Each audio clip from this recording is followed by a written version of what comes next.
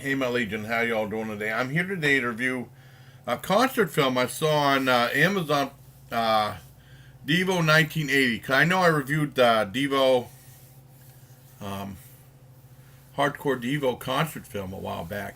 I wanted to review this early concert film whenever they were doing like TV late night TV concerts before. This is when they really hit big with their big radio hit "Whip It." And I want to follow with my history of the band Devo. And basically, the concert, I mean, it started had like a big prologue about, the nation being run by Ronald Reagan, a movie actor. And this is looks into the future and stuff like that. And it says, and they talk about everything going backwards, proving their theory of devolution, like we're constantly devolving, not evolving, but devolving. And it starts off with the song "Whip It," and then they have a couple songs you never usually see them do in concert, like "Snowball." Never see them do that, or "It Ain't Right." I was just expecting them to do like Mr. B's Ballroom or something like that. They never do that in concert.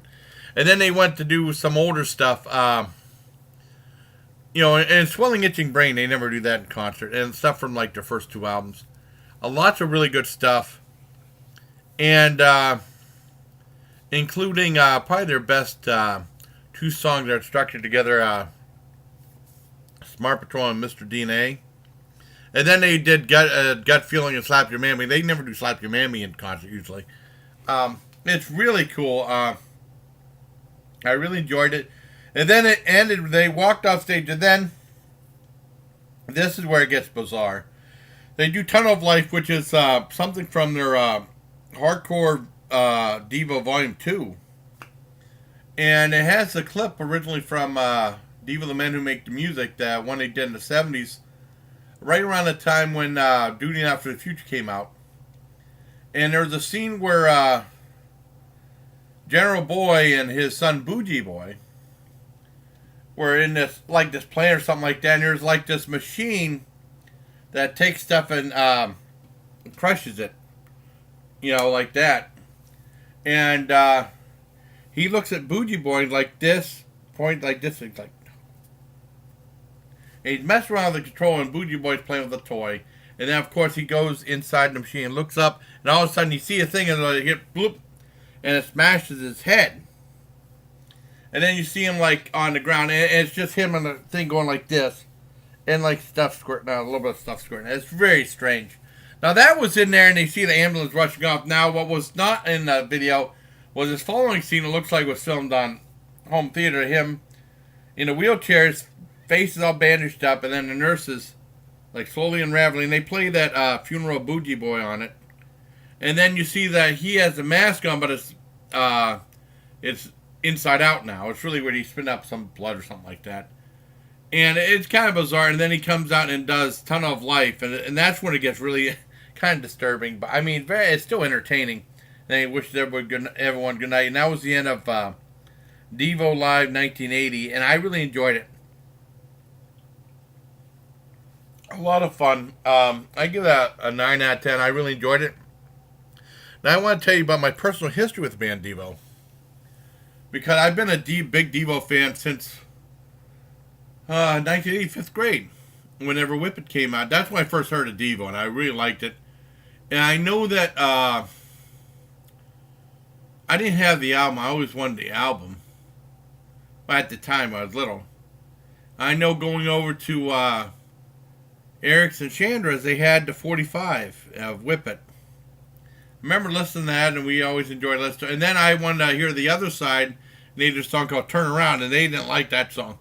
I thought that song was just as cool. I liked this song too, because I was becoming a fan of Devo. And I know I wanted the album. It was freedom of choice.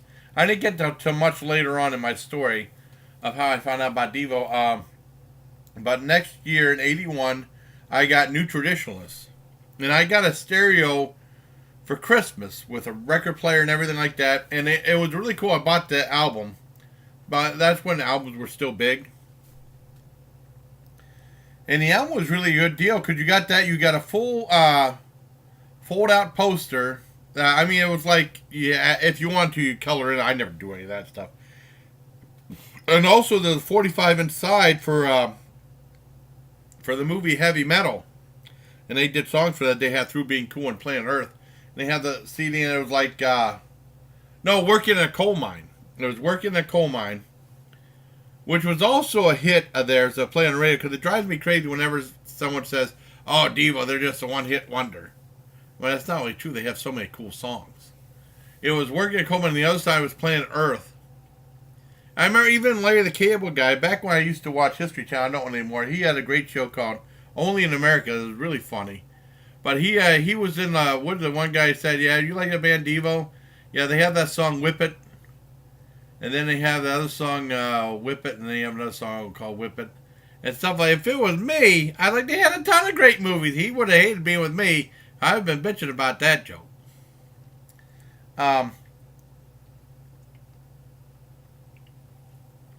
So they came out with that album. Next year, they had Duty Now for the Future. No, they had that. They had Oh No, It's Devo, which showed them as potatoes. Really strange. I remember seeing, they were on an episode of Square Pegs. And they had that little photo of them as potatoes. Really bizarre stuff. I remember as a kid, I was in, 7th or 8th grade, coming down for Christmas, and my dad had, they had like the album for the Devo, Oh No, It's Devo album there. I'm sure my mother protested that. Because she was like, whenever, she said, they're so weird, they're so strange, they're so weird, they're so strange. My dad didn't have a problem. My family didn't like them either. I think my sister thought they were alright. And that's when they had, that's when she was saying that, because on Solid Gold, one of the songs off Oh No, It's Devo was Peekaboo. And the song, and they had the video with them, and there was a clown there that, oh, they're strange, they're weird, they're strange. And then I know Solid Gold had the song Beautiful World, the video for that on Solid Gold whenever they had the New Traditionalist album out. And then they didn't do an album in 83. And in 84 they came out with Shout. I remember the scene, I get it now on cassette. There wasn't that big of a release for Shout as the other Devo albums.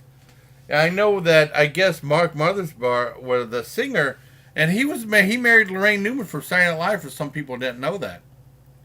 And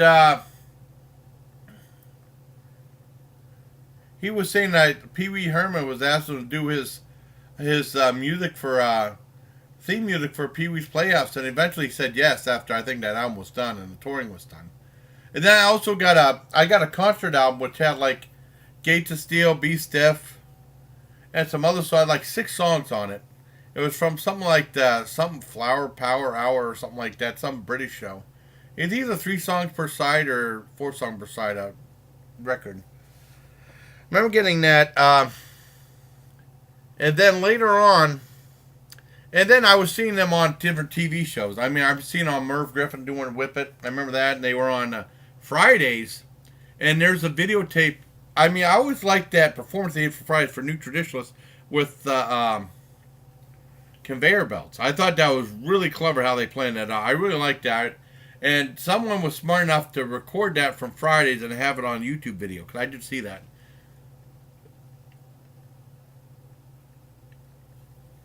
And what else happened? So that happened. And then in the Edinburgh Mall, they had a great place called Graham's tape trading place. And sadly, the guy that was his dream. He passed away later on.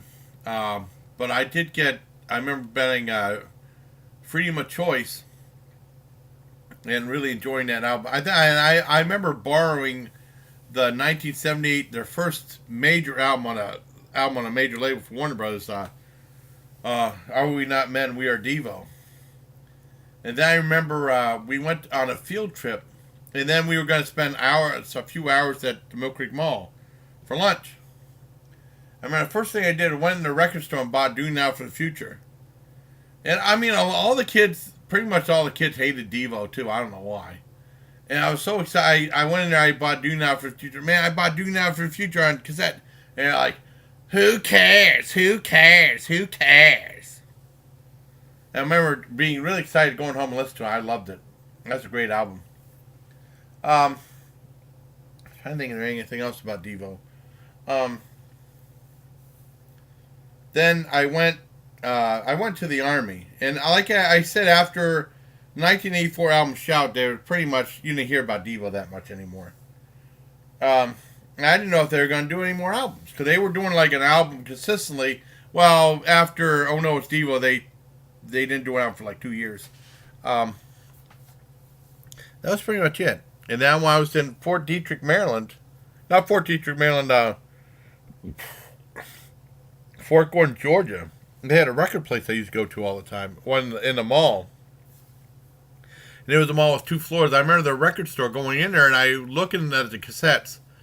And this is before I started getting CDs. I didn't start getting CDs till maybe like a year or 2 later. But I was still big in the cassettes. I had a Walkman and everything. And I saw Total Devo. Oh man, is this a new Devo album? And they were on a new label called Enigma. I remember Mark said, yeah, Enigma, it really was an enigma. Because they said that they left Warner Brothers, a lot of bands left Warner Brothers. They viewed it as like a sinking ship at the time. And like people were saying, they were saying in their interviews, they were saying Enigma was going to be next, what was it, A&M Records or something like that. And then that really wasn't the case. And Total Devo came out. I loved the album. It didn't get a big marketing release. It didn't do very well. But I loved it. And then that was pretty much it. And then when I went in Germany, I guess Rhino Records had some videos. And they did, it was, I can't remember the exact title. It was Devo, oh no, it was something, oh no, Devo something. And it was a compilation of their videos. I remember buying that for like, because usually a standard cassette, VHS cassette PX was like $16. I bought that. It was like a collection of all their best songs. But nothing from the Shout album. It went all the way up to Oh No It's Devo. And then it had a song from that weird Neil Young movie, Human Highway. And it has Devo saying the F word. I've never heard Devo say the F word before in a song before. And I remember I loving that album. I showed my my roommate Jeff Moscone. I brought that. And I watched it with him. I watched it by myself a million times. I watched it with him, and he's like, "Well, that's all right. I don't mind watching something different." And it was different, but it's very entertaining. I really liked it. And you saw like more stuff with Lorraine Newman in an acting role, because you can see the only thing I saw Lorraine Newman in. Well, I remember she was in after Silent Live. I remember she was in Invaders from Mars, and then she was in Problem Child 2. I remember seeing that at the theater. I don't think I really saw Lorraine Newman in anything else after Problem Child 2. I don't think. I could be wrong. But I don't know if they're still married or not. I'm just saying what happened at the time. And that was pretty much it for Devo. And then I went to Fort Bragg. And Enigma came out with an album called Strange Noodle Maps. And I was really excited about it. And I got it. I started playing it, and I didn't really care for it. It didn't sound like Devo to me. I mean, I liked the first 2 songs. But it seemed like they were trying to do like a dance album. It didn't sound like them at all. And I never really listened to it that much. I even listened to it a couple times on YouTube, and it still doesn't sound like them. But I mean, it's only like a 35-minute record. I remember getting it on CD. I think that was the very first ever CD I bought from Devo. And what else happened after that? And not too soon after that, Ryko Disc came out with Hardcore Devo, Volume 1. And I loved that. That was unreleased stuff from like 74 to the early 70s that they were doing. And at first, it was awesome. I loved it. I listened to that all the time. And that was pretty much it for Devo for the most part. And then, I was always waiting for Volume 2. I never heard of Volume 2. not too much later. Or I didn't know they released it. And then when I got out of the Army, I didn't buy CDs like I used to. Because, I mean, the Army, I used to get CDs all the time. Or music acts and stuff. And then you don't really hear that much for DEVO at all. And then I was watching Dave Letterman just by chance. We turned the channel. And then all of a sudden Dave Letterman said, yep, and then coming up next, DEVO. What? DEVO? And then Dave Letterman came on and said, yeah, our next guest is releasing their first studio album in 25 years. It was something for everyone. And they did a song So Fresh on there. And they had like different, like these weird blue outfits and stuff like that. And it was really cool. And then I remember getting, I guess they did that song all over. And then, I guess on all the talk shows, I guess. And then I remember getting, finally getting a bootleg of the CD. And I really enjoyed it. So it was a lot of fun. I know Roland got some other stuff for me, including like some bonus stuff. They did a song of Penetration of the Centerfold. And I never heard that song before. That song's dirty. It's really dirty. Oh, also DEVO did a song on the Chef Aid album, which was pretty cool. I forgot about that before Something for Everyone came out. You know, I try not to get too many comedy albums after that. The Chef Aid album was, you listen to it once and it kind of got old after that. But the DEVO song was very good on there. What else happened? Well, that came out. And then, I mean, that was pretty much it for DEVO for a while. And then when I got internet and stuff like that, I started discovering new songs that I never heard, like Fountain of Filth. And then I finally found, like, Hardcore DEVO Volume 2, and those songs are way out there. Some of those songs are incredibly difficult to listen to. I mean, even me, I'm a hardcore DEVO fan, are hard to get into. They're really out. A lot of songs are really out there. And we saw other conscious things, like I saw while on the Roku, I saw that DEVO Live in Japan, it was on Tubi TV, I don't think it's on there anymore. And on Amazon Prime, you know, and they had other DEVO videos and stuff like that I haven't seen before, which was really cool. And like I said, I did a review of the Hardcore DEVO concert film, and like now I'm doing a review of DEVO 1980. I'm a huge DEVO fan, so I hope you like this video of all things DEVO. I think I told everything about it that I know. There might have been a few things left out. I don't think so. And then I remember the very last, when our Ames closed, I know Enigma was doing like different spin-offs of collections of DEVO songs. They did one called The Worst of DEVO, which I never bought, which is like B-sides that they did. Because DEVO always had a bunch of songs. You think you heard all the songs, and you might discover another one you might have never heard of before. And I remember the very last thing I bought from. Wait a second, sorry. From our Ames in Edinburgh. I used to go to Ames all the time. Before they closed, they started closing down in 2001, 2002. Very last thing I bought was a cassette tape called The Best of DEVO. I remember I listened to it a few times at my in Dad's car when we and they played like a couple songs with Strange Noodle Maps, like two good ones, and then they had like a couple of different variations of other classic songs that they did in different ways. It was very entertaining. I remember listening to the Easy Listening Muzak. It's about Muzack, which is very entertaining from DEVO too. But I hope you like this review of DEVO 1980. And my evolution from DEVO. It's going to be as long as that evolution in rap music. A whole video that's all dedicated to the band DEVO. So I hope you like this. And until next time, bye, please. Take care, my Legion.